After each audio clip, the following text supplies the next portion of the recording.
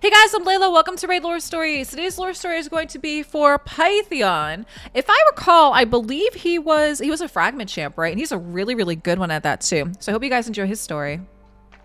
In a time of chaos, the legions of Siroth ravaged the lands of Teleria, and the Dragonkin Empire, as it was known, was changed forever.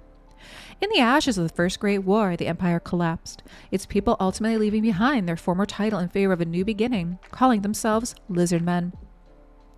In the heart of this era of reform, Pythion was born, a lizardman blessed with wings, an extremely rare type, which resulted in shamans believing that he possessed the blood of dragons.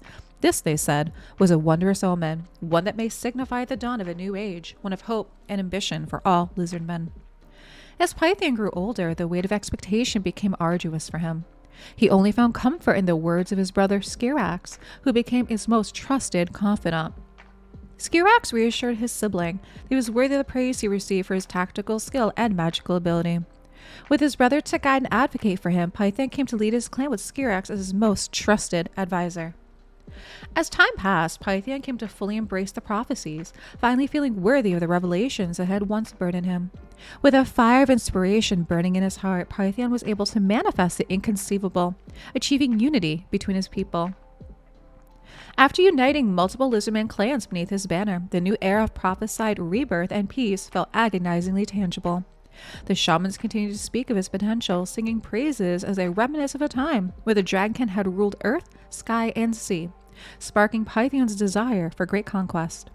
Pythion called a great meeting to gather the loyal clans in the Sorrow Lakes, declaring plans for great expansion, a war upon any who dared challenge the place of lizardmen within Teleria. After gathering the clans at what became known as the Grand Moot of the Sorrow Lake to relay news of oncoming war, Pythion was met with betrayal. The elders of the United Lizardman clans watched in utter dismay as Skirax came forward, challenging Pythion's urging of war and sharing the union they had once shared. Disheartened by Pythion's thirst for conflict, Skirax declared his brother disillusioned by the power foretold about him. He recounted the Sin of the Dragons, a monumental event caused by the Dragonkin in which Siroth's horde were given means to return to the mortal plane and terrorize Teleria to all. The unspeakable sin was a result of the all-consuming pride of the Dragonkin, he said, and that he would not see the Lizardmen repeat that mistake. Pythion retorted in rage, and the brothers who once stood at each other's side were unable to find common ground. They left the moot as enemies. The clans now forced to divide and choose loyalty to one of the brothers. Each brother amassed followers as the ideological conflict continued. Many lizardmen felt war was imminent, the once promised age of rebirth and reinvention only leading them to another cursed crossroad instead.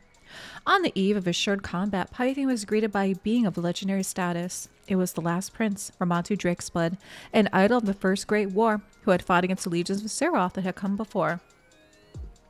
He warns Pythion of the dragon's hubris, how the empire had fallen, and how a figure held in such a glittering esteem could be a force of impending destruction. This fate was something Pythion could picture all too easily. The two lizardmen spoke in confidence throughout the night, sharing tales of past and present. As dawn broke, Pythion laid down his weapon and went to speak with his sibling alone. Skirax, overcome with joy, welcomed his brother with open arms, and they laid their rivalry to rest. They emerged together, swearing an oath that the lizardmen would never repeat the horrors of the past. As the lizardmen sheathed their weapons, the brothers realized that they had fulfilled the prophecy spoken over Pythion when he was born and the uniting of so many of their people. As a result of the resolution, a tradition would spawn with the location of the Great Moot of Sorrow Lakes coming to serve as a neutral meeting point, a space that provided future generations a place to settle disputes and forge alliances, one that was acted as the birthplace of the legendary alliance known as the Gallon Pact. Hey, well, that was actually a pretty good story, guys. I gotta say, I like how I recall that he did kind of have a story before, and they talked a little bit about his brother, not too much about it, but this one they actually did kind of expand quite a bit on, so I like what they did. Leave me some comments down below what you think of the lore story for Pythion, and thank you so much for watching.